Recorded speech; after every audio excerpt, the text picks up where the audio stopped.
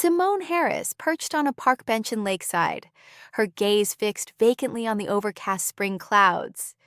It had been 3 months since the moment everything shattered for her. 3 months following the burial, 3 months of unyielding agony that dragged on every single instant.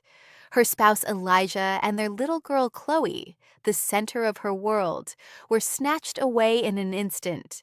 The incident occurred on State Highway 59, according to the official police account. Their vehicle veered across the median. The collision proved devastating. The semi-truck operator bolted from the site and remained at large. Authorities wrapped up the investigation swiftly, far too swiftly, lacking any clues, statements, or prospects. At 30 years of age, Simone confronted a reflection in the glass that appeared a decade more worn, entirely devoured by sorrow. The shine had faded from her raven locks, her features were gaunt, and her stare carried a haunting void. Tears no longer came. They had evaporated 2 weeks post-service. What lingered was a muted, unending throb deep within her spirit, a faithful shadow. Elijah served as a rep for a logistics firm. His earnings were solid enough, yet the payments on their modest condo devoured the bulk of their funds. Chloe, in her second-grade year, harbored ambitions of artistry. She sketched incessantly, in journals, across walls, and right on her hands. Her vivid emerald gaze mirrored her dad's precisely, paired with a bubbly giggle that once echoed warmth through their dwelling. That sanctuary was lost now. Post-funeral, expenses mounted rapidly. The policy payout fell short of the mounting obligations, and Simone hadn't held a position in 2 years. She devoted herself to Chloe at home, overseeing studies and household tasks. Their reserves endured just 1 month. After that, she liquidated all assets of worth. The band from her wedding, her mom's golden necklace, Elijah's computer. The lender seized the condo. Simone relocated to a tight space in a rooming facility renting for $700 monthly. She clung to sufficient funds for another 2 weeks. Desperately, she hunted employment, knocking on scores of doors and dispatching countless resumes. Each spot required prior roles, credentials, and endorsements. Simone possessed merely a bookkeeping qualification from 8 years back and a glaring void in her work history. Employers had no use for a 30-year-old grappling with severe melancholy, scarcely keeping it together. Just 2 days prior, she signed up at an employment service. She completed the paperwork, then waited in a stifling cubicle opposite a young woman, sporting bold makeup and a detached gaze. The coordinator scanned the documents, her brow furrowed in disapproval, head wagging. "Simone, you need to grasp that your circumstances are challenging," she droned flatly. "Lacking background, opportunities are slim. I might line up janitorial work, kitchen scrubbing, or perhaps a clerical spot at bare minimum pay." Simone dipped her head in quiet assent. Anything beat famishing in that dismal quarters. The prior day, the service rang. "Simone," a lively man's tone announced via the line, "we've secured a prospect for you. A resident caregiver role, top-tier employer. A affluent individual needing round-the-clock attention. Pay at $3,000 per month plus meals, housing, and your own quarters. Sound appealing?" Simone froze in shock. It outstripped Elijah's top earnings. The deal felt unreal. "I've no background in caregiving," she muttered hesitantly. "No issue," he assured. "This employer's unique. He seeks someone reliable, trustworthy, and subdued. You match ideally. Begin the day after next." Simone agreed. Options were nil. Her funds had vanished. The lodging fee loomed in 3 days, and the fridge contained only a milk container and a pair of carrots. That morning, she bundled her sparse effects into a single bag and headed to the provided location via cab. The property sprawled as a vast crimson brick manor in a gated enclave, roughly 30 miles from town. The ride depleted her final $200. The structure loomed as a grand estate encircled by a tall barrier and a flawlessly tended landscape. Simone halted at the entrance, sensing herself an intruder at a fortress. The watchman verified her ID and swung the barrier wide. She proceeded along the stone-paved walkway to the veranda, where a sternly attired woman of middle years welcomed her. The property overseer, she declared upon introduction. "I'm Dolores Vance," the lady stated briskly. "This belongs to Mr. Coington. Your quarters lie upstairs in the eastern section. Mr. Randall rests at present. He'll confer with you tonight and outline responsibilities." The space proved spacious and luminous, boasting a massive pane gazing onto the grounds. It featured a pristine white bedding, wardrobe, writing table, easy chair, and an ensuite bath with contemporary amenities, plush linens, and fragrant cleanser. Simone sank onto the mattress, scarcely crediting the scene. Only yesterday, she'd endured a space with flaking walls and a communal bath at the corridor's end. Today, she'd stepped into bliss. She stowed her scant wardrobe in the cabinet, a handful of tees, dual denim pants, a few dresses, undergarments. The rest she'd bartered or discarded. Surveying her sparse holdings, Simone felt a surge of humiliation overtake her. She found herself penniless, utterly reliant on the kindness of unfamiliar people. That night, she received an invitation to join the evening meal in the dining area. Simone made her way down the grand stairway, her pulse racing. It had been ages since she'd donned anything remotely suitable. A pair of dark trousers paired with a crisp white shirt, the sole outfit she deemed fit for company. Seated at the expansive table was a gentleman by the name of Randall Coington. He appeared to be around 60, with silver locks neatly swept backward, a broad countenance, and shaded lenses concealing his gaze. He remained still, palms flat on the surface, his face angled toward the outdoors. "Simone," he inquired gently, his timbre resonant, steady, laced with a faint rasp. "Yes," she answered, her words quivering. "Take a seat, please. Dolores, bring out the supper." The household overseer delivered the courses. There was hearty vegetable broth, roasted beef alongside rice and simmered greens, a vibrant green salad, and loaves of fresh bread. Simone hadn't savored a warm dish in what felt like forever. Her belly twisted from starvation, yet she forced herself to chew deliberately, politely, wary of seeming rude. "My vision faded 6 months back," Randall started after Dolores Vance had exited the space. "The specialist believes surgery could restore it, but I'm biding my time for the optimal chance. I'm seeking a companion close at hand for routine chores, to peruse the news and literature aloud, and to join me on strolls. It's straightforward. Dolores oversees the residence. The chef handles the cuisine. The staff tends to the tidying. Your role is simply to stay near me." Simone inclined her head, then recalled his impairment. "I'll give it my best," she murmured. "I'll exert every effort." "You've endured a fresh bereavement," he noted abruptly. "I'm aware. The service informed me." Simone went rigid. Her utensil halted midway to her lips. Her neck constricted. Tears pricked her eyes. "Pardon my directness," Randall pressed on, his tone gentler. "I merely wish you to understand that nobody on the premises will pry. You're secure here.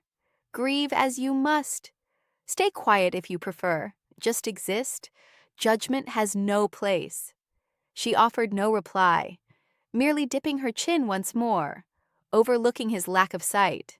Within, a surge of thankfulness blended with ease washed over her. Perhaps in this place, she might evade the anguish temporarily. Perhaps she could draw breath without the weight of despair crushing her. Post-meal, Dolores Vance escorted her to the quarters and outlined the schedule. Morning repast at 8 and Wayne, succeeded by reciting the dailies to Mr. Coington. Midday fare at 1 Sourge, then a promenade through the grounds.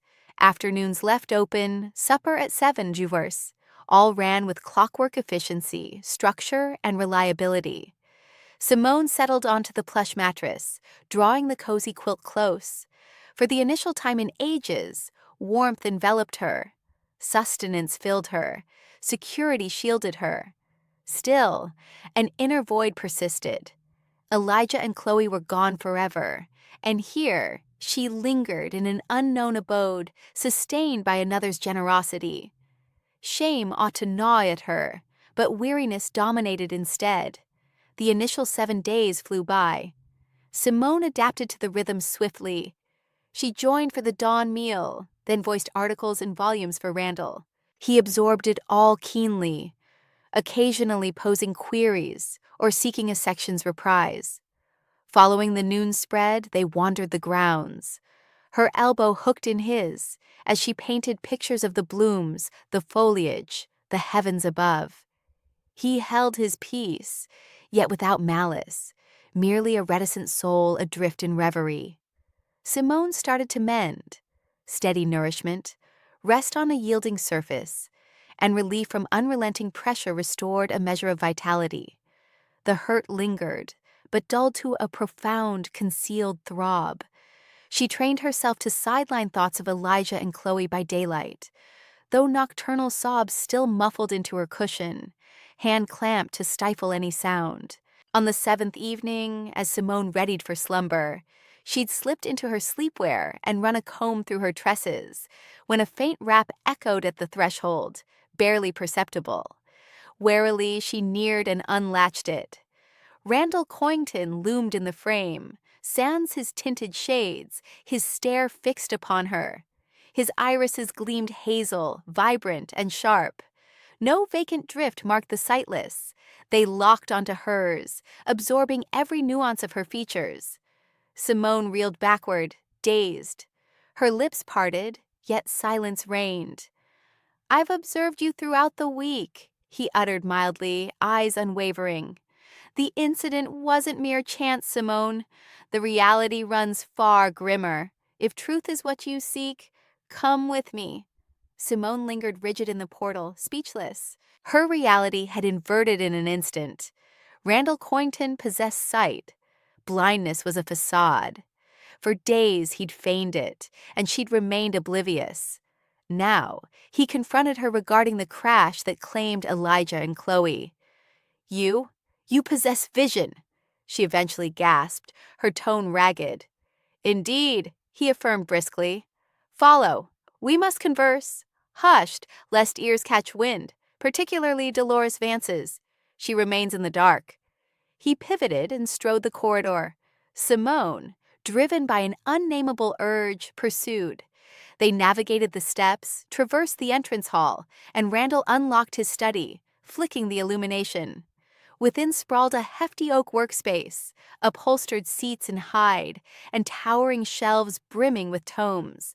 He secured the entrance, and he twisted the key in the lock 2 times. "Take a seat," he directed, gesturing toward the armchair opposite the desk. Simone settled into it, her legs shaking.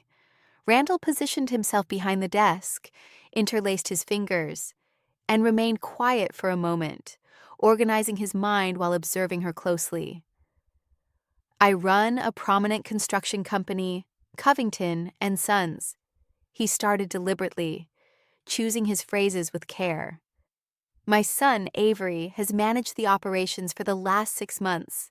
On paper, I stepped away from the business because of my vision loss. They believe I'm undergoing care for it. Truth is, my eyesight remains sharp. It never wavered. I'm acting sightless just to survive." Simone absorbed it all without a word, her mind reeling from the abrupt disclosure, her palms pressing against her lips. "6 months back, I observed a killing," Randall went on, his tone sharpening. "I was heading home late from work about 11 p.m. My driver, Marcus, was at the wheel. We paused at a signal close to the industrial zone on the city's edge. In a shadowy passageway amid storage buildings, I spotted 3 guys savagely and methodically assaulting a 4th, obviously aiming to end his life. Then one drew a pistol and fired 2 shots into the target's head. The streetlight illuminated it all vividly for me. They spotted our vehicle. They realized I was peering out from inside. They jotted down the plate number." He halted, massaging his brow. Simone noticed his digits quivering. The following day, 3 fellows in high-end attire with icy stares visited my workplace. They warned me that nothing had occurred that evening. They threatened that speaking to authorities or sharing details would mean death. For my driver Marcus first, then my boy Avery, then me. They had full details on my relatives. Homes, schedules, the schools for my grandchildren, my daughter-in-law's job site. Fear gripped me. Simone, I'm wealthy but no brave soul. Family came first, so I vowed silence. Get it. Simone dipped her head, dread rising, sensing a horrifying reality she dreaded yet already suspected. 7 days after, my driver Marcus fell victim to a hit-and-run close to his place. Randall pressed on, his words fading to a hush, heading out for his shift in the AM. A dark SUV barreled from a side street, struck him, and vanished. Marcus perished on impact. Cops uncovered zilch. The surveillance footage was allegedly offline right then. It hit me that they'd eliminated Marcus to prove their warnings weren't empty. That's when I resolved to simulate vision impairment. I consulted physicians. I said the shock from Marcus's passing was dimming my view. I underwent exams. Medics detected no issues, but I persisted. I described my sight deteriorating rapidly. At last, I declared to all that a hazardous exposure had left me sightless entirely. I passed control of the firm to my son and withdrew from the spotlight, and the outfit fell for it. A visionless observer poses no threat. He can't pinpoint the perpetrators. The outfit, Simone murmured, her mouth parched. What is it? Some outlaw syndicate? Randall answered curtly, his gaze tightening. They traffic illicit goods, wash cash, and carry out hired assassinations. Their boss is Devin the Duke Sterling, a ruthless and shrewd figure, ex-military. He boasts ties to law enforcement, the district attorney's team, and municipal government. He's beyond reach. Regular folks can't lay a finger on him. Informants vanish. Probes get shelved. Proof evaporates. Simone shut her eyes, struggling to absorb the details. Her spouse and child, were they tangled in this horror too? Your spouse Elijah and your girl Chloe witnessed a wrongdoing as well, Randall noted, his delivery gentler, nearly compassionate. I learned of it accidentally via my connections. I maintain allies in the force, folks I've aided before who still rely on me. One, Captain Ben Hayes, a longtime pal, shared the account. 3 months prior, in that identical industrial area, yet another slaying took place. The deceased was entrepreneur George Albright, proprietor of a retail chain who balked at paying Sterling for safeguards. He got taken out in full view in a mall lot. Bystanders included a guy and a young child strolling past Post Shopping. They caught the assailant's features. The kid even captured an image of the escape vehicle's plate using her cell. Frightened, they still reported it. They provided testimonies. Captain Hayes led the probe. 48 hours afterward, their auto collided with a semi on State Highway 59. The man and the child perished right away. The rig operator escaped. Under orders from higher-ups, officers ruled it a mishap and sealed the file. Simone's breath caught. Tears traced her face, unnoticed by her. Elijah had approached the cops, unbeknownst to her. He'd sought to uphold the law, and it cost him and their daughter their lives, slaughtered callously like beasts. Captain Hayes supplied the identities, Randall added. Elijah Harris and his daughter Chloe. I confirmed it with my network. I discovered your identity. I found out you'd been abandoned, penniless, and without a home. Compassion washed over me. I related to your suffering since I'd endured that nightmare firsthand. I reached out to the employment agency's head. I urged him to extend the position solely to you, excluding others. My aim was to assist, providing shelter, meals, and income. Yet now I see you merit even greater support. You ought to learn the reality of who slaughtered your relatives. Simone lifted her gaze to him, tears streaming unchecked. Why reveal this to me? She inquired in a quivering, faint whisper. Why at this moment? I'm weary of keeping quiet, he responded plainly. The anguish in his stare was unmistakable. You deserve to understand the culprits behind your family's demise, and maybe jointly we can pursue retribution. However, you have to grasp that pursuing action carries risks. Sterling shows no mercy to betrayers and eliminates survivors. Should he discover my site remains intact, they'll end me. If he learns of your knowledge, they'll target you as well. Thus, all I've shared remains confidential between us. I'll refute my statements to outsiders. I'll disavow it all if required. Do you comprehend? Simone inclined her head gradually. An emotion absent for 3 months stirred within her anew. Fury. A blazing, seething fury toward those who'd stripped her of all. That wrath infused her with vigor, dispelling the lethargy and occupying the void. I demand they suffer consequences, she murmured, her tone resolute as iron. I crave vengeance, no matter the price. In that case, a strategy is essential, Randall stated, inclining closer. Along with support, facing such an organization solo is impossible. Yet I grasp the next steps. We must collect proof, locate a trustworthy law enforcement officer, and hand over the dossier. But it'll demand patience, possibly months. Are you prepared to endure? Absolutely, Simone affirmed steadfastly, brushing away her tears. I'm set for whatever comes. They lingered in the office another pair of hours, delving into specifics. Randall disclosed all his insights on Sterling's crew, their hideouts, like a derelict storage facility in the business district, a secluded nook at the downtown Monarch Club, the roster of affiliates, Leo, Simon, Miguel, Roman, their ties to law enforcement, including multiple bent cops who shelved investigations. Simone absorbed it all, committing each phrase in particular to memory. The inner blaze morphed into cool resolve. Ascending to the upper level, it was well after midnight. Simone retreated to her quarters, stretched out on the mattress, yet sleep evaded her. Her mind whirled chaotically.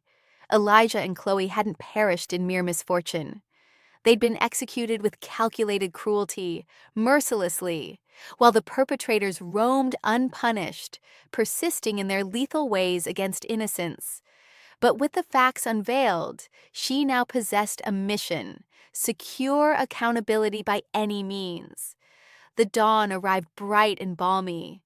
May's sunlight bathed the chamber in radiant hues. Avian melodies echoed from the grounds beyond the pane. Simone roused at first light. Her temples throbbed from insomnia, yet resolve's flame flickered steadily inside. She rose, splashed her features with chilly water, and slipped into everyday attire. Peering into the glass, her visage remained lean, but fresh resolve gleamed in her eyes. Purpose defined her. No longer merely a broken spouse, she embodied a seeker of redress. During the morning meal, Randall donned his shaded lenses, embodying the sightless role flawlessly amid the household help. Dolores Vance arranged the spread, chatting about domestic concerns. A barrier required mending. Provisions had to be procured for the upcoming days. Fresh landscaping aid was sought. Simone followed suit, acting routinely, voicing aloud from the paper. Pieces on governance, finance, and community updates. Yet amid her and Randall, an unseen alliance formed, bound by their hidden pact. Post-meal, they wandered the grounds, tracing the trail amid tulip and narcissus plots. Simone linked her arm with his customarily. Once sufficiently distant from the residence, he murmured without glancing aside, "Have you mulled over what I shared last evening?" "Indeed," she answered in kind, eyes fixed forward. "I yearn to proceed, though I'm unsure of the initial move. I'm just an everyday individual, lacking networks or know-how in such arenas." "A freelance sleuth is what you require," Randall advised, halting near the water feature. "One to amass substantiation versus Sterling. I can't intervene openly. Discovery of my role would shatter my facade and seal my fate. Still, I'll supply funds. Your initial compensation arrives shortly, in 7 days." $10,000 should cover engaging a solid investigator for the opening stage. Know of any? Simone queried with optimism. Not personally, but you can investigate options. Numerous firms operate locally. Select wisely. Seek out reliability. Scan testimonials. Confirm their standing. And crucially, withhold the full account of my involvement. Should the sleuth probe the origins of your sterling intel, claim you unearthed it via friends or digital searches. Craft a plausible narrative. My identity stays utterly excluded. Simone nodded. She nodded, etching each detail into her mind. The scheme appeared straightforward, yet she grasped its peril all too well. A single misstep, and Sterling would sense they were plotting against him. I'll proceed with caution, she vowed. Extreme caution. The ensuing days dragged on in anxious suspense. She carried out her responsibilities, perusing books aloud to Randall, strolling alongside him, and joining him on brief outings to the urban center to uphold the facade. Evenings found her secluded in her quarters, scouring the web via her outdated device for private investigation firms, feedback from patrons, and fee structures. Options were limited. Many focused on tailing unfaithful partners or locating overdue payers. Few delved into weighty probes, but one firm caught her eye, Seward and Associates.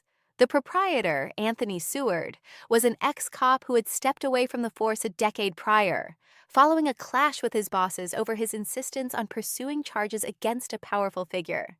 He excelled in intricate matters, criminal probes, and compiling proof for court proceedings. Testimonials were favorable, if not abundant. Satisfied customers lauded his integrity, candor, and readiness to tackle risky assignments. Costs ran steep, yet reasonable. Simone concluded this was her sole viable choice. The week crawled by, every day stretching into forever. At last, salary day came. Dolores Vance passed Simone a hefty packet stuffed with cash, $3,000 in crisp notes. Simone had never clutched such a fortune before. Her hands shook while tallying the stack. This was her shot, her gateway to pursuing retribution. She tucked the packet into her handbag, her pulse racing with a blend of thrill and dread. Come Saturday, she sought the day free. She informed Dolores Vance of errands in town, purchases, a medical checkup.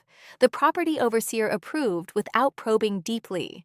Simone summoned a cab for 10 years a.m. The Seward and Associates headquarters lay in the heart of downtown.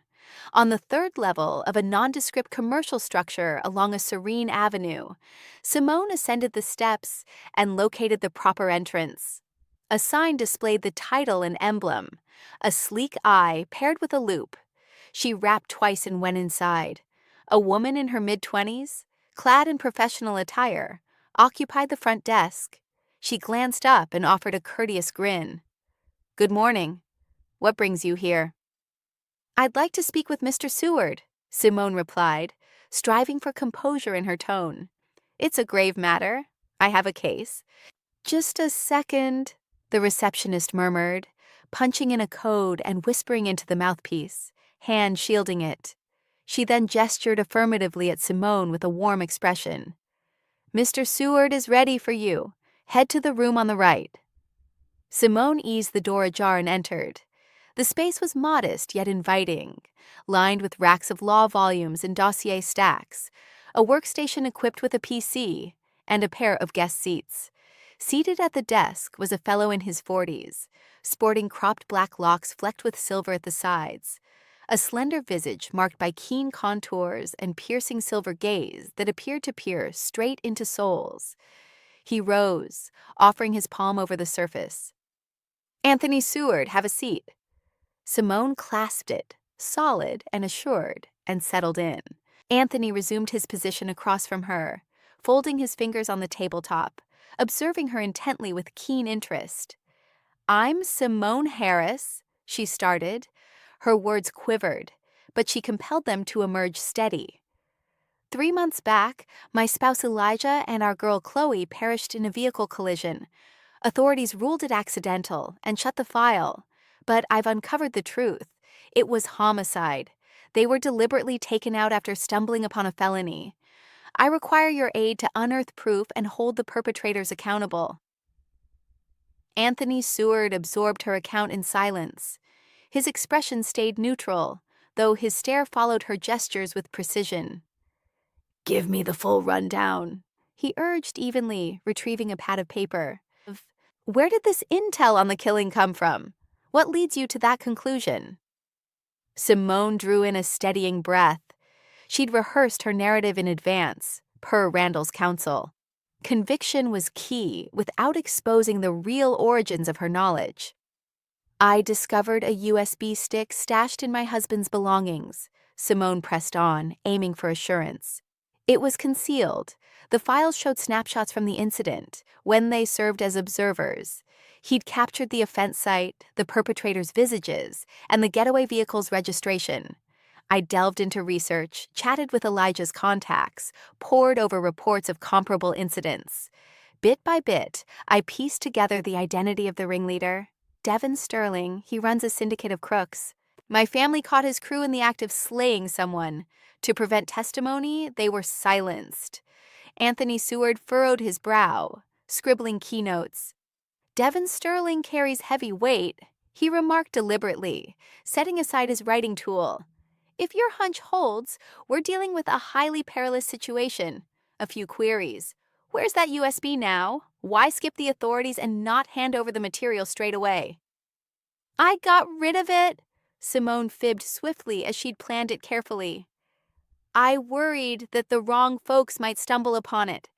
I destroyed it by fire, but every detail sticks in my mind. I recall the license plate number. I can picture the faces. And I've heard Sterling has ties to the cops. That's what makes me hesitant to approach them straight on. I require stronger proof they can't bury." "Your concerns make sense. They're valid." The investigator inclined his head.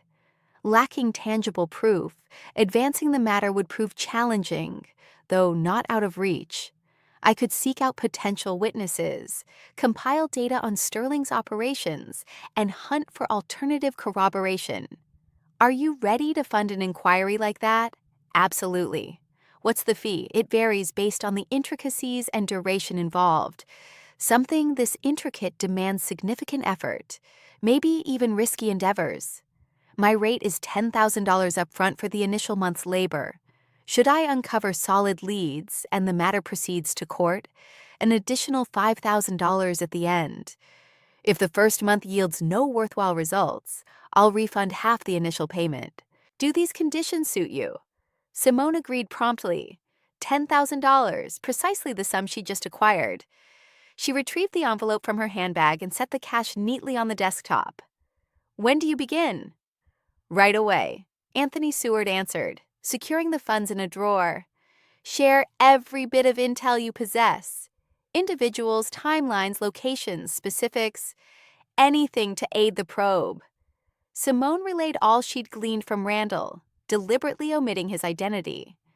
She covered the specifics of Sterling's crew, his associates, Leo, Simon, Miguel, Roman, their gathering spots, the derelict storage building, the Monarch Club, their law enforcement links, and the illicit dealings. Anthony jotted it all, posed follow-up queries, and had her reiterate key aspects. Their discussion stretched beyond an hour.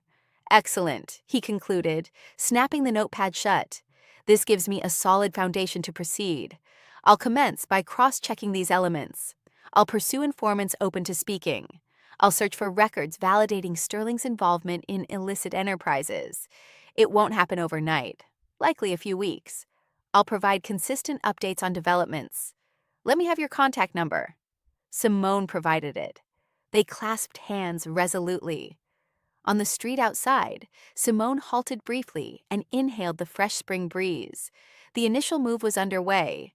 The investigator had taken the assignment. Now, it was simply a matter of enduring and believing he'd deliver the necessary revelations. She arrived back at Randall's property that night. Dolores Vance met her in the entrance hall, inquiring about the outing. Simone responded curtly, "It all smoothed out. I got what I was after." The household overseer acknowledged and headed to the kitchen to prepare the evening meal. Simone ascended to her quarters and collapsed onto the mattress. Her frame shook with residual anxiety. She'd pulled it off. She'd engaged a private eye. The journey toward accountability had commenced, yet the road ahead promised periods of doubt, dread, and suspense. Over the next 2 weeks, Simone endured mounting suspense. Days blurred into one another.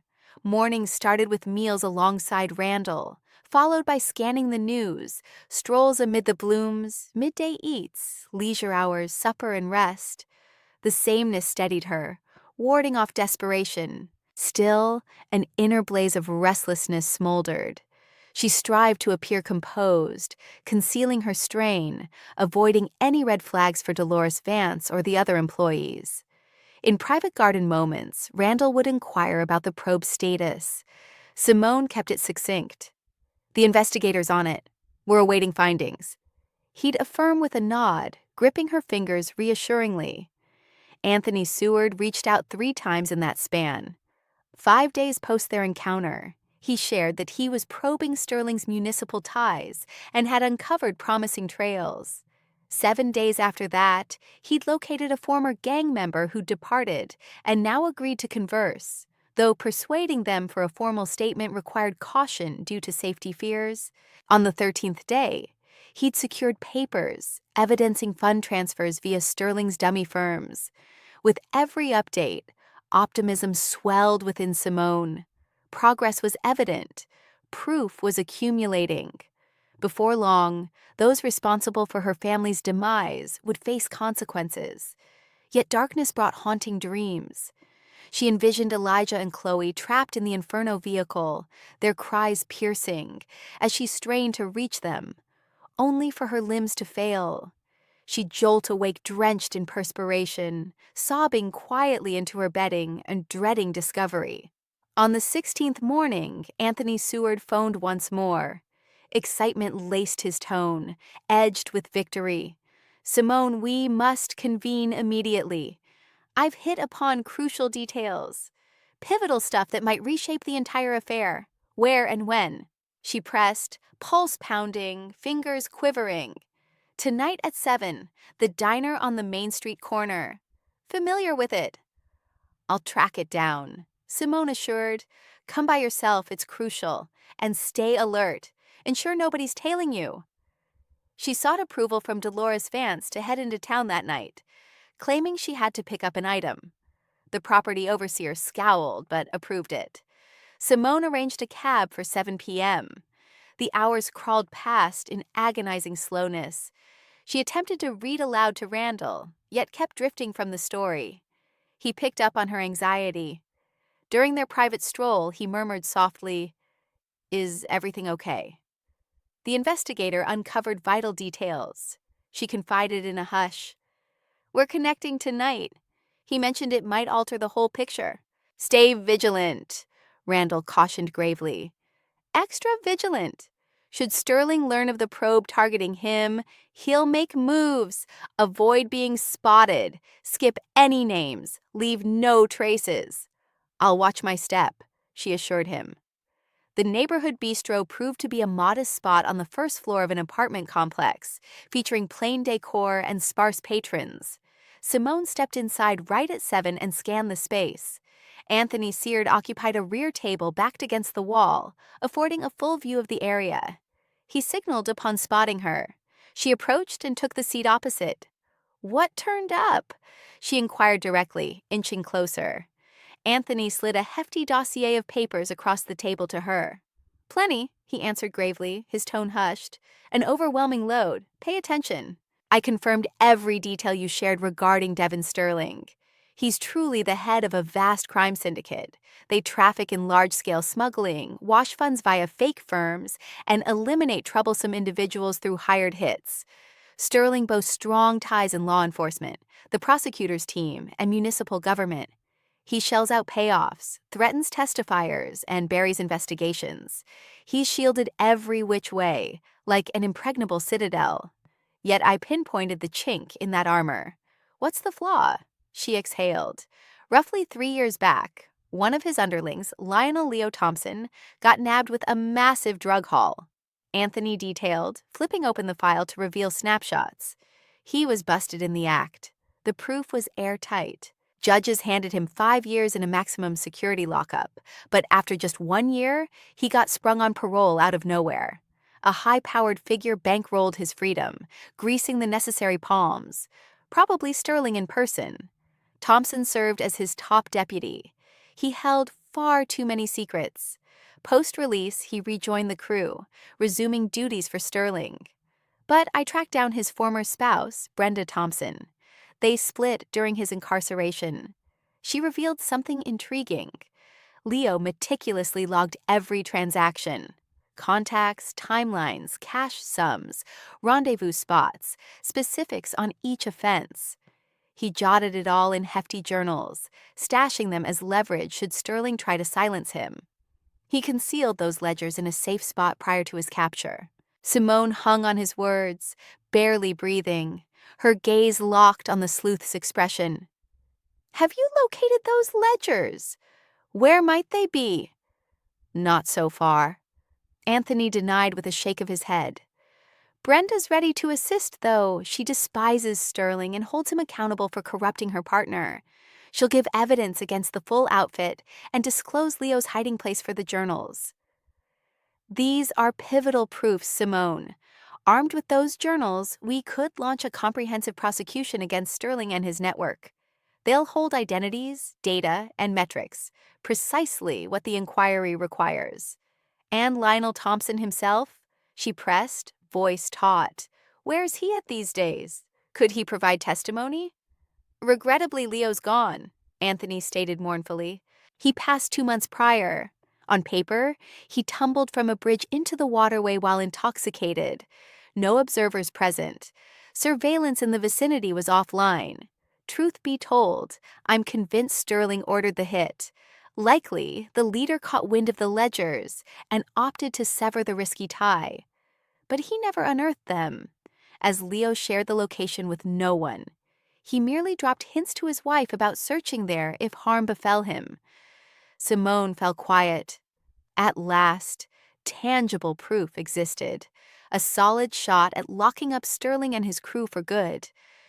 "What's our next move?" she ventured softly.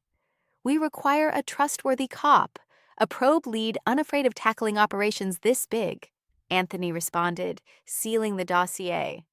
"I've vetted a few prospects over recent days. Many are either bought off and loyal to Sterling, or too scared for their safety and jobs to touch it. Still, one stands out as our ally. Detective Ethan Bell from the Elite Probes Unit, age 35. He moved here half a year ago from Seattle. He's known as a straightforward, steadfast figure who refuses to bend. Back in Seattle, he cracked open multiple prominent high-profile prosecutions of powerful politicians and tycoons. He turned down substantial payoffs on 2 occasions, even facing intimidation as a result. I've conducted thorough checks via my network. In our flawed setup, he's as upright as they come. You can count on him." "Are you absolutely certain?" Simone questioned skeptically. "Suppose he's rotten too, just concealing it better." "Naturally, no one offers a foolproof assurance," the investigator conceded candidly. "Still, I've scrutinized him extensively. I consulted his old teammates from Seattle. This fellow genuinely upholds the rule of law and fairness. They're a rare breed nowadays, yet they persist. To secure justice via proper channels, we'll need to gamble a bit and rely on him." Simone mulled it over, nibbling her lower lip. The stakes were sky high. Should the sleuth prove untrustworthy? Should he leak details to Sterling? It meant death for everyone involved. Her, the sleuth, Randall, and Thompson's former spouse. Yet alternatives were non-existent. "Fine," she agreed with a firm nod. "When do we link up with him?" "I've set up initial plans," Anthony responded, a faint grin crossing his face. "Wednesday, the day after next, at 10 a.m. He'll host us in his workspace. I'll deliver every bit of intel I've compiled over the past week. Brenda Thompson joins us too, set to deliver a formal affidavit under oath. Should Detective Bell commit to the investigation, we'll stand a solid shot at getting it to court and prevailing. Count me in, Simone declared resolutely, straightening her posture. I'll handle anything required. They discussed logistics briefly afterward, then parted ways. Simone exited the bistro and paused on the pavement, scanning her surroundings. Street lamps glowed, pedestrians strolled past, vehicles cruised along. The everyday rhythm of an ordinary urban hub. Yet amid this metropolis, the murderer of her loved ones roamed unchecked, perhaps scheming fresh offenses. But that freedom wouldn't last. Capture loomed imminent. She held that conviction deep within. Simone arrived back at Randall's property deep into the night. Her mind swirled with ideas and strategies. Randall awaited in the den, ensconced in a recliner. As Dolores Vance slipped away to the galley, he murmured softly, "How'd it unfold?" "Promising," Simone breathed, bending closer. "Quite promising. The sleuth uncovered proof. Wednesday, we convene with the probe lead. Anthony vouches for his integrity. If plans align, they might launch the inquiry." Randall inclined his head gradually, adjusting his spectacles downward to meet her gaze. "Then the peak draws near," he uttered gently. "Brace for unexpected twists, Simone. And keep this in mind. Should matters derail, I'll disavow it all. I'm clueless. You're merely my aide. Clear. Crystal," she affirmed with a nod. "Rest easy. Your involvement stays off the record." Sleep eluded Simone that evening. She remained alert, eyes fixed on the overhead, reflecting on Elijah and Chloe. Their assailants would soon face fitting retribution. In this harsh realm, true reckoning proved attainable. Come Wednesday dawn, Simone requested leave to head downtown once more. She informed Dolores Vance of a need to settle paperwork at the county recorders for her late spouse's holdings. The property overseer scowled, yet refrained from probing and summoned a cab. The prosecutor's headquarters rose as a drab bureaucratic slab of concrete. Simone rendezvoused with Anthony Seward in the entrance hall precisely at 9:30. Accompanying him was a woman nearing 40, slender and ashen, her gaze wide with alarm and gestures jittery. That was Brenda Thompson, once wed to the deceased Leo. They cleared the checkpoint, flashing identifications, then ascended the stark steps to level 3. Detective Bell's quarters lay at the hallway's far end. Anthony rapped on the panel twice. "A crisp enter, please," echoed back. They stepped inside. At a weathered oak table strewn with files and papers, lounged a fellow around 35, robust and poised, sporting a neat buzz of fair locks, a resolute visage featuring a sharp profile and resolute jawline, plus sharp azure eyes. He rose upon their entry, offered welcomes, and gestured to the crimson-upholstered seats opposite. "Ethan Bell, Special Probes Unit," he stated. "Anthony tipped me off about your arrival. Take a seat." His tone rang steady, assured and reassuring. Simone settled in, clasping her fingers tightly, her pulse racing. "Simone Harris," she presented herself. "Grateful you spared time for us." Anthony outlined the basics already. Ethan Bell dipped his chin. "Your spouse and child perished in an auto mishap, a touch beyond 3 months past. You suspect foul play, an orchestrated slaying tied to Devin Sterling's illicit syndicate. I'll hear out your case meticulously and pore over the documents you've assembled. But upfront a caution. Sterling wields immense peril and clout.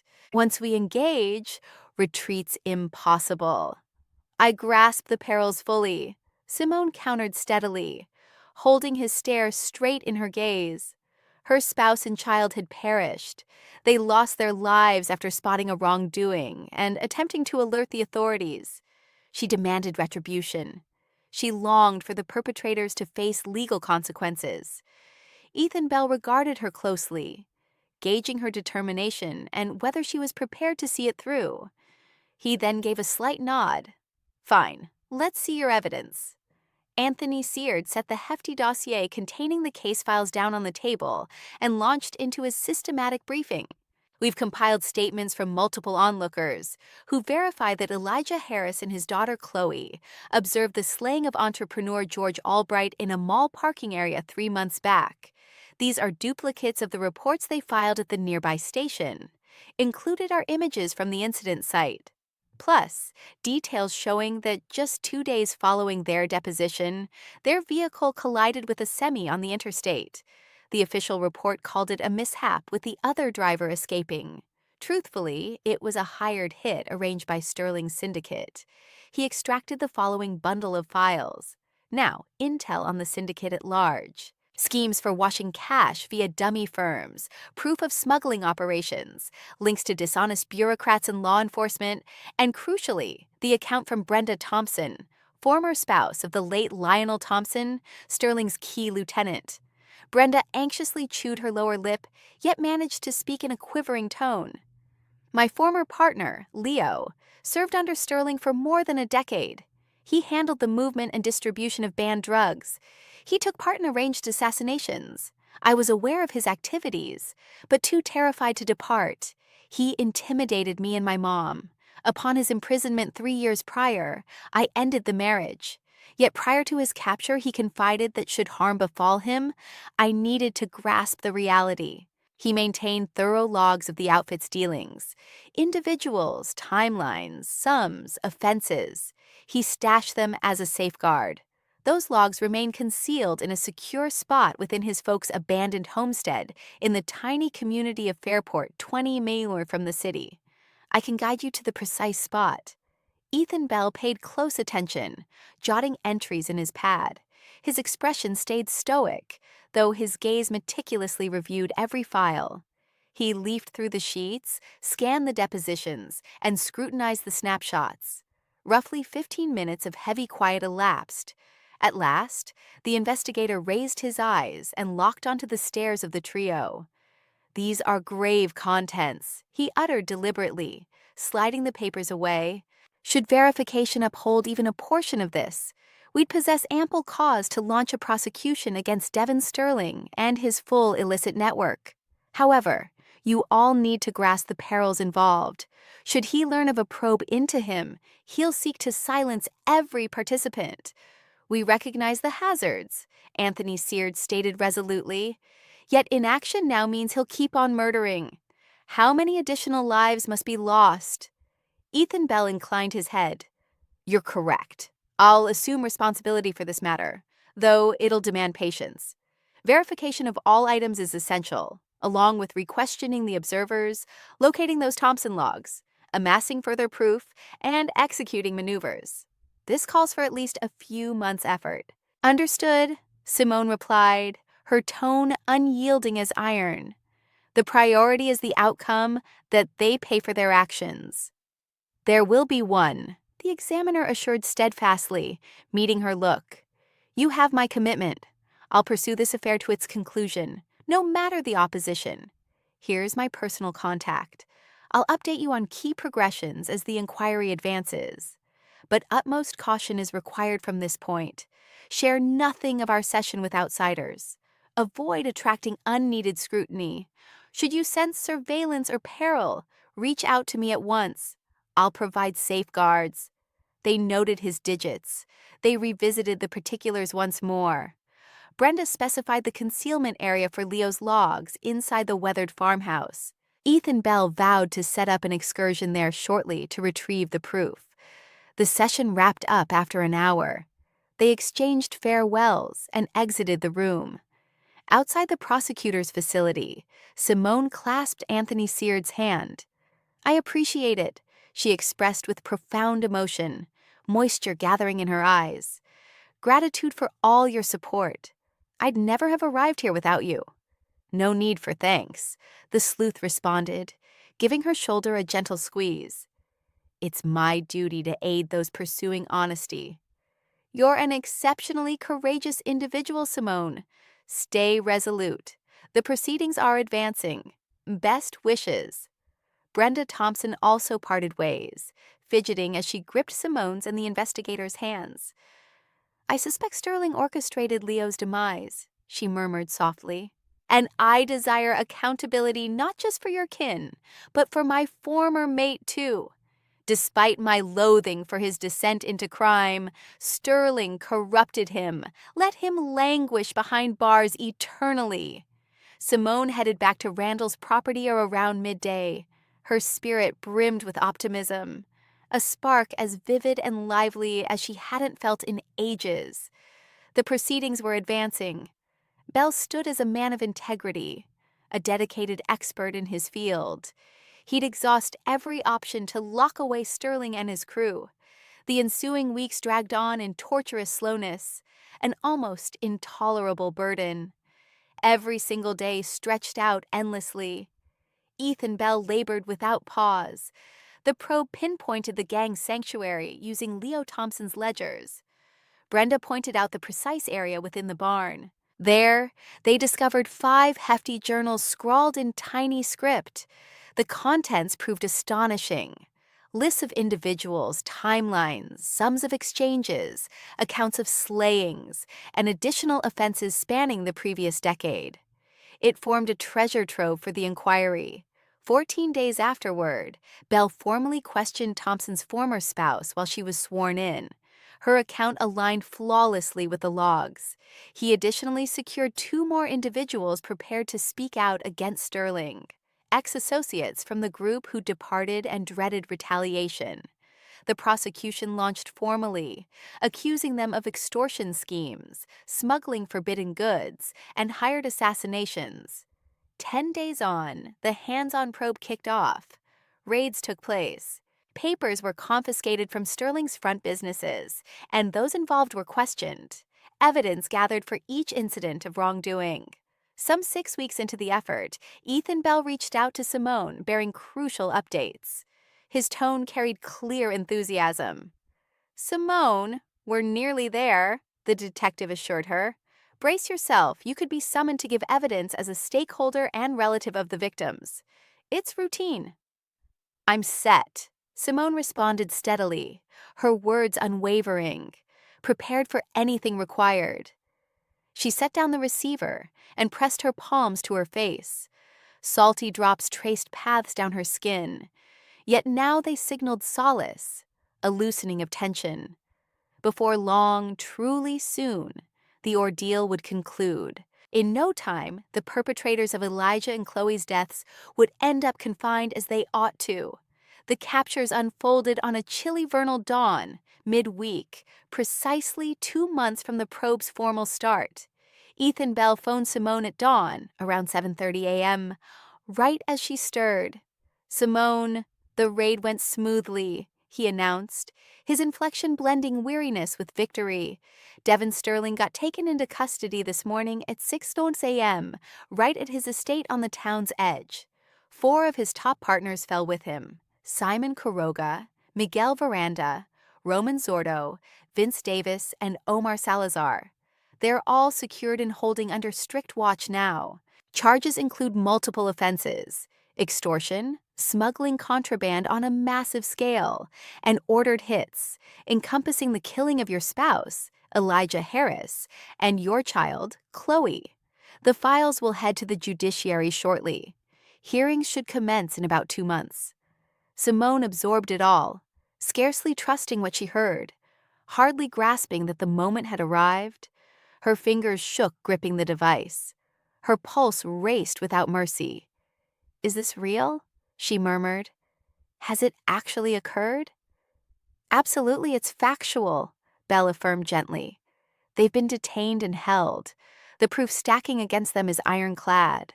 Thompson's files, accounts from observers, papers from the sweeps, analyses from specialists. Escape from consequences isn't an option. Fairness will triumph, Simone." "That's my word?" "Thanks," Simone choked out amid sobs. "Thanks immensely. You have no idea the weight this lifts." "I can picture it," the detective answered gravely. "And I'm relieved to have contributed. Your partner and child showed real courage. They merit seeing their assailants face reckoning." Simone wrapped up the call and sank onto the mattress. Her frame quivered entirely. She'd pulled it off. Alongside Anthony Seard and Ethan Bell, she'd accomplished the unattainable. She'd unearthed retribution in a realm where it felt like legend. She hastily changed clothes, descended the stairs, and spotted Randall in the den. He occupied a seat, tuned to the early broadcast on the wireless, cradling a mug of brew. At the sound of her approach, he glanced over. "They've got them," Simone murmured softly. "The entire outfit. Sterling's locked up. It's done. At last, it's done." Randall gradually lifted the shaded lenses he continued using from old routine around the help, even though his vision had mended for all to see. His gaze glistened, damp with emotion. "Praise be," he uttered in a hoarse, quivering tone. "This horror has truly ended." "For us both," Simone affirmed, stepping nearer. "And for you, Pear, it spells liberty at last. No more concealment or facades. You can exist in the open, free from reprisal worries." "And for myself as well," he concurred, rising to embrace her like a father. "My gratitude, Simone. You've proven far bolder than I managed. Fear for my kin made me retreat. But you pressed the fight right through. You're an extraordinary individual." "It was you who provided," she replied, brushing away her tears. "You gave me the opportunity to uncover the reality. Without your involvement, I might have continued in the dark, oblivious to the identity of my family's murderer. You put your own security and confidentiality at risk to aid someone you didn't know. I'll forever owe you my gratitude." The two of them held each other close, survivors of terror and dread who had at last discovered tranquility. Beyond the walls, sunlight bathed the world, birds filled the air with song, and existence pressed forward. The ensuing weeks unfolded with a measure of serenity. Ethan Bell checked in frequently, updating her on the probe's developments. Sterling and his associates staunchly denied any wrongdoing, retaining high-priced legal counsel and attempting to intimidate witnesses via their released kin. Yet the proof was overwhelming. Thompson's logs provided irrefutable clarity. Statements from numerous observers corroborated each offense. Forensic analyses linked them directly to particular incidents. The lawyers for the defense couldn't overcome the sheer weight of the material. Randall publicly declared that his vision had been completely restored following overseas care. He resumed hands-on leadership of the firm with his son Avery. The tale of his feigned impairment stayed under wraps. He requested that Simone guard that confidence indefinitely, and she consented. Certain confidences are best left buried. 2.5 months afterward, the eagerly anticipated court proceedings commenced. Simone was present at each hearing without fail. She took her seat in the gallery alongside relatives of Sterling's other casualties. Their numbers were legion, far too many. Her gaze fixed on Devin Sterling and his cohorts in the dock. They appeared utterly ordinary, middle-aged figures in somber attire, features blending into the crowd.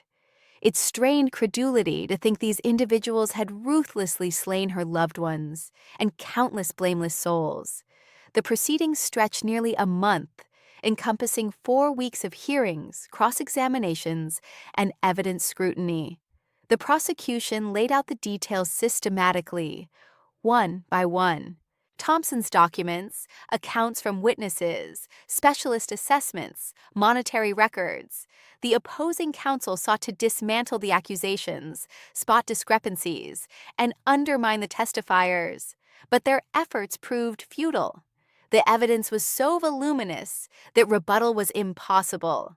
At last, the judgment day came. The chamber brimmed with spectators, reporters clutching cameras, bereaved parties' kin, and intrigued locals tracking the sensational affair. Simone occupied a spot in the first row. In a steady, droning tone, the judge recited the ruling at length, enumerating each violation, each datum, each occurrence. Simone absorbed it all, breathless, unwilling to overlook a syllable. Devin Sterling received a 25-year term in a federal prison, along with the seizure of his entire assets. Subsequently, the judge delivered verdicts for the remaining accused, 15 to 22 years behind bars. As the judge concluded and banged the gavel to end the proceedings, a hush gripped the space for a few moments. Then cheers broke out, mingled with sobs of liberation from the affected households. Some wept openly, others clasped in embraces. While a few remained frozen in disbelief, Simone buried her face in her palms and let the tears flow. For the first time across those grueling months, her sobs stemmed not from sorrow, but from release. She had succeeded. Fairness had triumphed. The perpetrators against her family would languish in confinement for the duration of their days, right where they ought to be. Post-hearing, Ethan Bell neared her and rested a hand on her arm.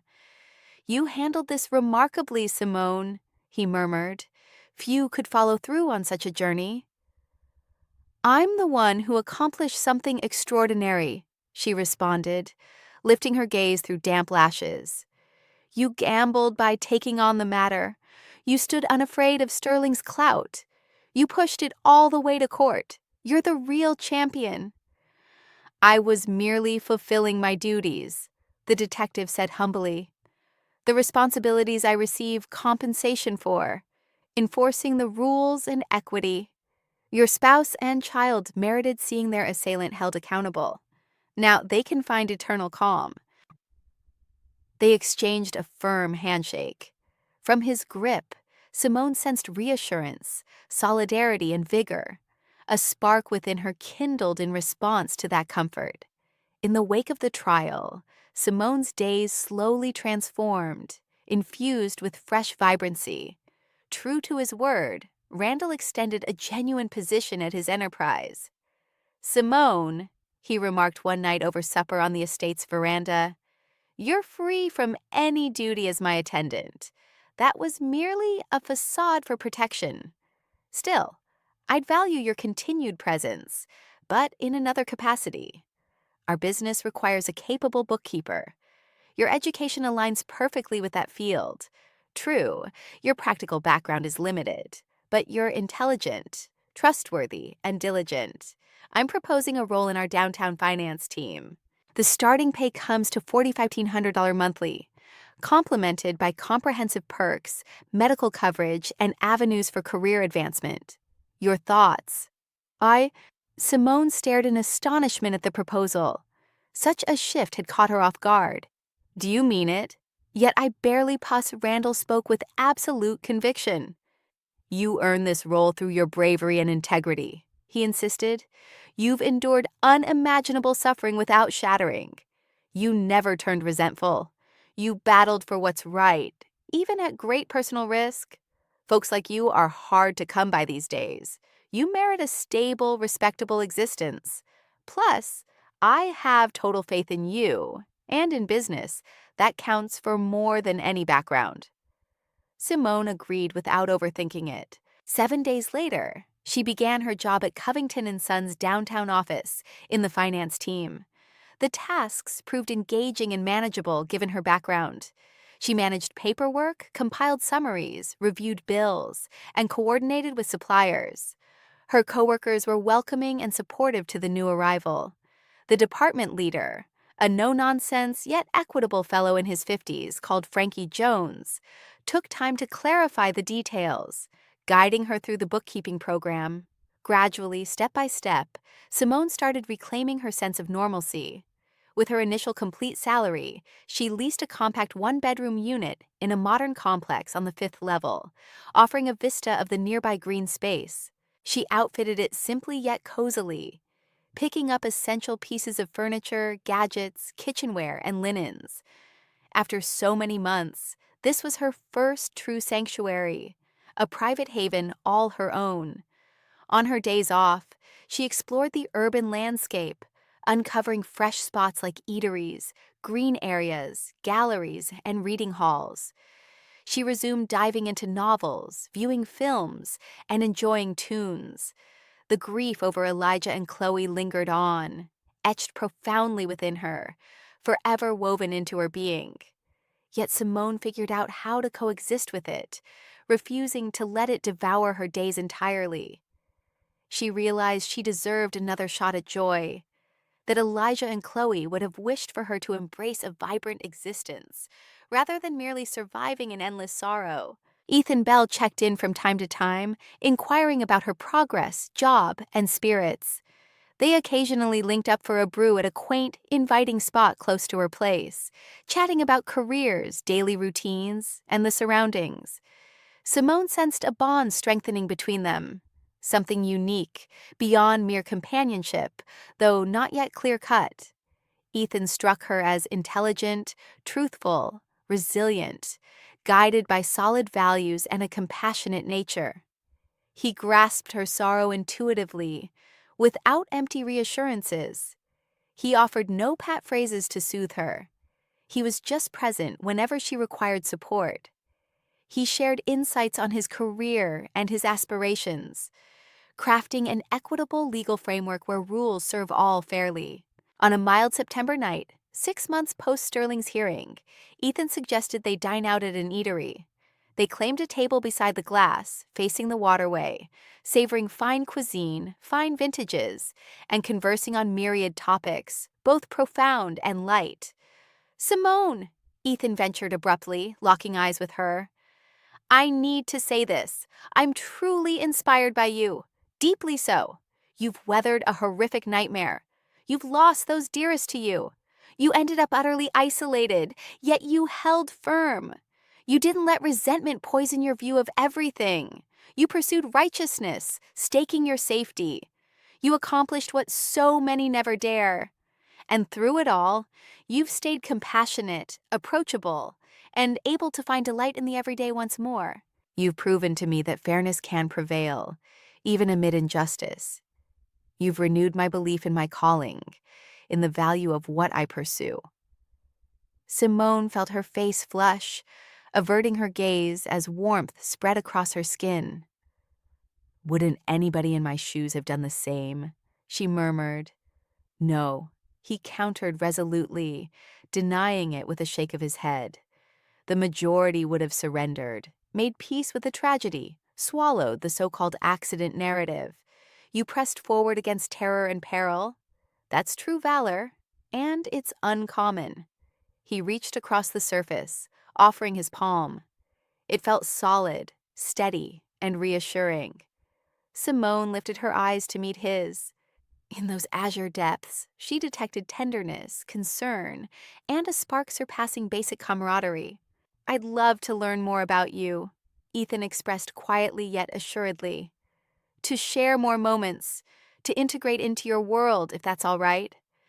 I get that it's premature, that your emotions are still raw, but I'll be patient for however long necessary."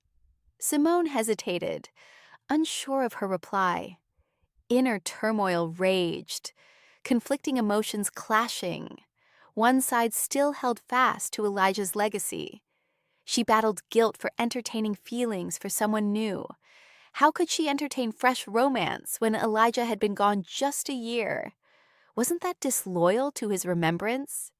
Yet another side pulled her toward Ethan, his reliability, candor, and sincere attentiveness. It beckoned her toward vitality, toward the chance of love, fulfillment, and renewal. That voice assured her Elijah wouldn't wish her solitary and trapped in bygone days forever. "I need a moment," she breathed, clasping his hand gently. "A bit of space to untangle my thoughts." "Take every minute you require," he responded warmly with a soft grin. "No pressure from me. I'll simply stay close." They continued nude, seeing each other slowly, carefully, letting the relationship develop naturally. He was simply there when she needed him, supporting her and caring for her. Gradually, Simone began to open up to him more and more. She told him about her life with Elijah in detail, how they met in college, how he courted her for a long time, how he proposed on the roof of her dorm under the stars, about Chloe's birth, the early years of marriage filled with joy and love, and the simple moments of happiness, breakfast together, walks in the park, family holidays. Ethan listened intently, never interrupting. He didn't try to compare himself to Elijah. He simply held her hand and let her talk. "I can never replace your husband," he said once as they sat on a park bench watching the sunset. "And I won't even try. You had your story, your love, and that will be a part of you forever. But I can offer you a new story, different, but no less real. I can be by your side, support you, and love you as you deserve if you'll let me." Simone cried, hugging him tightly, burying her face in his shoulder. For the first time in many months, she felt alive again, that her heart, which had seemed frozen forever, was beginning to thaw and beat again. "Yes," she whispered through her tears. "I'll let you. I want to try. I want to keep living." A year passed. Simone and Ethan became a real couple. They didn't live together yet. Each remained in their apartment, but they spent almost every weekend and free evening together. They went to the theater, concerts, and museums. They went out of town, had picnics by the lake, and simply enjoyed each other's company. Ethan introduced Simone to his parents, an elderly couple of academics who lived on the city outskirts. Ethan's father was a retired high school history teacher, his mother a retired pediatrician. They received Simone warmly without asking too many questions about her past, simply happy that their son had finally found a worthy woman. Simone introduced Ethan to Randall Coington. Randall invited them to lunch at his mansion and prepared a lavish table. During the meal, they talked for a long time. Randall asked Ethan about his work, his views on life, and his plans for the future. At the end of the meal, he took Simone aside and said softly, "He's a good man, Simone. Honest, decent, strong in spirit. He will take care of you. I approve of your choice. Elijah, I'm sure, would also be glad that you found such a person." Those words meant a lot to Simone. The blessing of Randall, the man who had saved her from despair and helped her find justice, was important. In late autumn, Ethan proposed. They were walking one evening along the Riverwalk, watching the city lights reflect in the dark water. He stopped, turned to her, and took a ring from his coat pocket. "Simone, I love you," he said seriously, looking her in the eyes. "I love your strength, your honesty, your kind heart. I want to spend the rest of my life with you. I want to be near you in joy and sorrow, to support you and make you happy. Will you marry me?" Simone looked at him, tears streaming down her cheeks. The last doubts wrestled within her. Did she have the right to new happiness? Wasn't this a betrayal of Elijah's memory? But then she remembered Randall's words. She remembered what Elijah was like, kind, loving, wishing her only the best. He wouldn't have wanted her to be alone forever. He would have wanted her to live, to love, to be happy. And Chloe would have wanted to see her mother happy too. "Yes," she whispered, her voice growing stronger. "Yes, Ethan, I will marry you." He slipped the ring onto her finger and kissed her long and tenderly. All around them, the city shone with lights. And at that moment, Simone felt that life truly continued, that after the darkest night, the dawn always arrives. They had the wedding in the spring, when the city was filled with flowering gardens and birdsong. The ceremony was modest, without fanfare or extravagance. They were married in the presence of their closest family, Ethan's parents, Randall with his son Avery and his family, Anthony Seward with his wife and a few colleagues. Simone wore a simple but elegant ivory dress. Ethan wore a strict dark gray suit. They exchanged rings and vows of fidelity and love. When the county clerk declared them husband and wife, everyone applauded. After the ceremony, they went to a small restaurant to celebrate.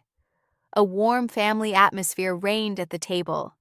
They settled in Ethan's apartment, a spacious 3-bedroom on the 7th floor on the city's edge with a park view. Simone gradually adapted the new space, adding her things, changing the interior, and making the home more cozy. Life settled into a quiet, orderly rhythm. Both worked, Simone as an accountant at Coington's firm, Ethan as a detective. In the evenings, they had dinner together, watched movies, read, and talked about their day. A few months after the wedding, Simone realized she was expecting a child. The announcement touched her profoundly. She never imagined becoming a mother once more. Following the tragedy of Chloe's loss, the idea of parenting felt out of reach, overwhelmingly sorrowful, utterly inconceivable. How could she embrace another little one while haunted by memories of her daughter? Yet, upon sharing the revelation with Ethan and witnessing his response, every uncertainty dissolved.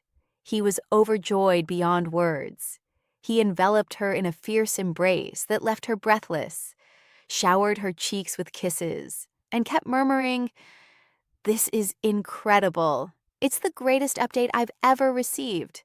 We'll make fantastic guardians. I swear it." His unfiltered delight was so genuine that Simone found herself swept up in the emotion. She permitted herself to trust that motherhood could return, that this upcoming baby wouldn't supplant Chloe, but would introduce fresh affection, a renewed source of delight into her world. The gestation period passed smoothly and serenely. Simone remained in good health. She continued her job right up until her parental leave kicked in. Ethan showered her with tenderness and vigilance. Randall, as well, was thrilled about the impending arrival. He stopped by often, laden with presents for the little one on the way: stuffed animals, outfits, storybooks for kids. "A youngster deserves to be raised surrounded by warmth and abundance," he remarked with a grin. "Let him enjoy only the finest things. Let hardship never touch him." Toward the end of May, as the urban landscape exploded in verdant hues and blooms, Simone's contractions started. Ethan rushed her straight to the medical center without delay. The birth unfolded swiftly and trouble-free. A robust, vigorous infant boy entered the world, announcing himself with a robust wail and balled-up hands. "What should we call our little guy?" Ethan inquired, cradling the infant delicately, gazing at the minuscule features with awe and affection. "Jamal," Simone answered gently, her eyes brimming with joyful tears as she regarded the baby. Elijah cherished that name. It signifies grace. It suits him perfectly. "Jamal Bell, a striking, resilient moniker for our boy," Ethan echoed, pressing his lips to his wife's forehead. Simone studied Jamal. A deep internal freeze finally began to melt away for good. The crinkled features, the shut lids fringed with delicate lashes, the minuscule digits, a fresh existence, a budding optimism, an emerging bond. Amid the lingering ache of bereavement, the thrill of this reborn existence now blossomed. She pictured Chloe communicating with her in spirit. "Chloe, my darling, pardon me for carrying on without you, but you're never out of my thoughts. I'll always hold you close. You're etched eternally in my soul. Now, though, there's space for this tiny soul, too. I'll share tales of you with him, of your remarkable spirit, your gentleness, your gifts. You'll endure through our recollections and narratives." Jamal developed at an astonishing pace, far swifter than anticipated. While on leave from work, Simone poured her full energy into caring for her son. Ethan would come home from his duties and dedicate evenings to interacting with the child, swaying him gently, humming soft tunes in his earnest but off-key tone. Their days flowed peacefully, structured yet enriched with everyday familial bliss. On Saturdays and Sundays, the trio strolled through the greenery, called on Ethan's folks, and dropped in on Randall. Randall Coington was utterly smitten with tiny Jamal. "This little bundle has restored cheer and giggles to my home," he'd declare, beaming as he observed the toddler at play. "It's been ages since these walls echoed with a young one's mirth. I'm grateful you've let me share in your world." Simone sensed her existence was now whole. The sorrow from Elijah and Chloe's departures lingered on. It had woven itself into her past, into her very essence. Yet she had mastered coexisting with that grief without letting it dominate her every breath. She had grown adept at cherishing the now, savoring modest instances of delight, and opening her heart to love anew. Occasionally, in the quiet of night as Ethan and Jamal slumbered, Simone would step onto the terrace, tilting her gaze toward the stellar canopy overhead. Her mind would wander to the extraordinary path she'd traversed, from utter hopelessness and a wish to fade away, to rebirth, romance, a rebuilt household, from powerlessness to the resilience that secured accountability. She recalled that pivotal moment when Randall entered her space and unveiled the reality. Without his intervention, she'd remain oblivious to her family's killer. She'd have endured in the shadows of mystery, eroded by unresolved inquiries and mounting desolation. But he offered her an opening. He endangered his well-being, his hidden life, to aid an utter unknown. Then there was Anthony Seward, the investigator undaunted by a perilous probe into a formidable underworld figure. He amassed proof, tracked down testimonies, and linked arms with an upright colleague. And Ethan Bell, the attorney unbowed by Sterling's clout, impervious to intimidation or payoffs, who pushed the matter to court and delivered vindication. In time, he evolved into her partner, Jamal's dad, her pillar and passion. Collectively, they accomplished the extraordinary. They demonstrated that fairness can prevail, even in a realm ruled by authority and wealth. Simone gazed skyward with a smile at the shimmering constellations. Out there amid the vast universe, Elijah and Chloe observed her. They witnessed her contentment. They rejoiced in it. They beamed with pride over her recovery from ruin, her pursuit of truth, her discovery of fresh devotion. "Thank you," she breathed into the quiet. Under the cover of night, she whispered to the twinkling stars above, "I'm so thankful for the moments we shared. Thank you for the affection, the joy, for those years we spent as a true family. Though you'll never hear my words, I'll always carry you with me. I vow you're etched in my soul forever." A gentle wind brushed against her skin, like a hidden touch caressing her face. Simone shut her eyes and sensed a deep calm settling in.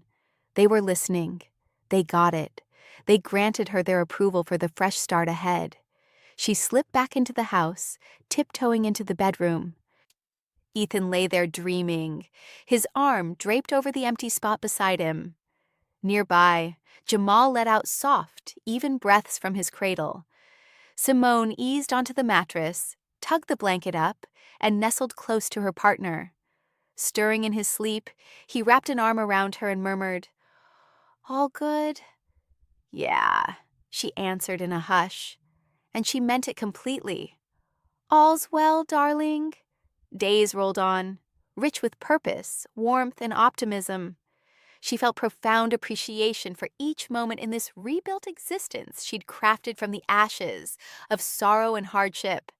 Thankful, too, for all those who guided her along the way. Enjoyed the tale. What town are you tuning in from? Drop a note in the comments. We could connect there. If the story resonated, consider a super thanks to help me share more tales just like it. Your kind backing means the world. Can't wait to hear your thoughts below. Check out the 2 fresh stories popping up on screen. They're ones I'd suggest. Tons more awaits on my page. Hit subscribe if you haven't. Catch you next time for another heartfelt journey with all my appreciation.